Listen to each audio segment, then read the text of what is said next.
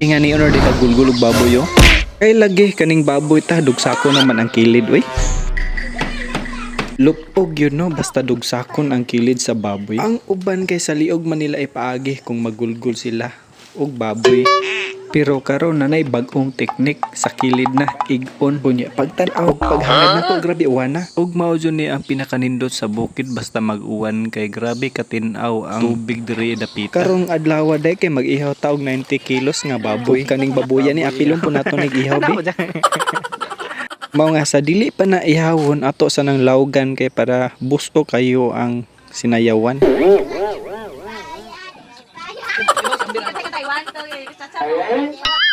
Giandaman na ka og ininit og ayaw paghigda-higda diha kay dunggabo na ka. Kay diha dapitan mo naman nila og dunggab. Mo nga grabe gyud nagantos ang baboy og kadugayan nilupog ra gyud siya tungod sa kasakit siguro sa iyang samay. Pero sa una ang ilang style sa pag-ihaw kay banganan pa og pisi unya karon kay nanapoy bag-ong teknik nila diri na pud sa kilid ilang dugsakon kay maom day nay patyanan sa kasing-kasing sa baboy.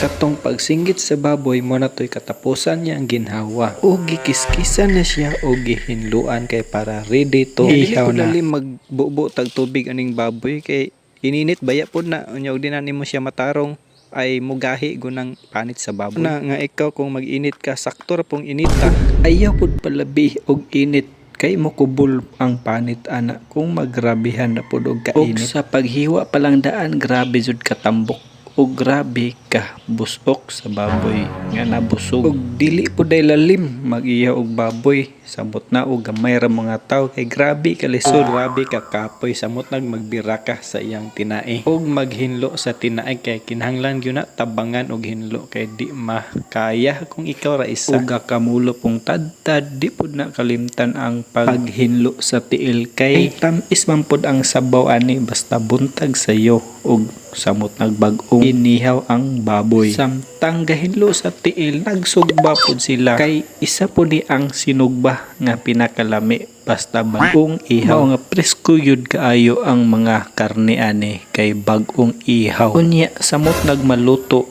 ang sinugba sa buntag sayo, lami jud kayo, hungit ug balik-balik basta presko kayo ang karne. Ug unang putahe nato karon mao ni ang unang naluto ang minudo. Ug mao ni ang nangaluto nga mga putahe para sa birthday. Kay nangaluto naman pagkahumanan na nagprepare na para magpre. After ana nanganta na sila.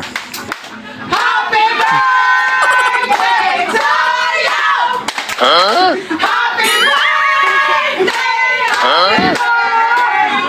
Happy birthday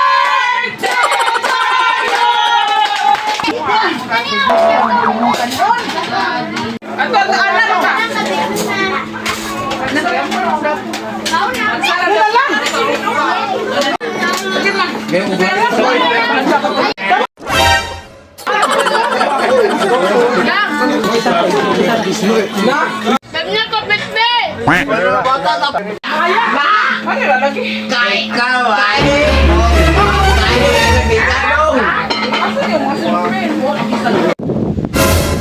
Gimana gue? Dali ba? Nga ba?